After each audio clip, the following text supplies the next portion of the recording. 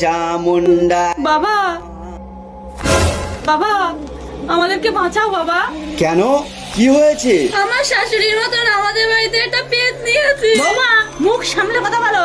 থাম থাম, সব জানি, আমি তোদের উপায় বলে দিচ্ছি। এই নে লেবু, এই লেবুর ওপরে যে কোনো একজনের এক ফোঁটা রক্ত দিবি। রক্ত যদি কালো হয়ে যায়, তোদের দুজনের মধ্যে একজনের মহাবিপদ। এটা মনে রাখবি। তোরা যা।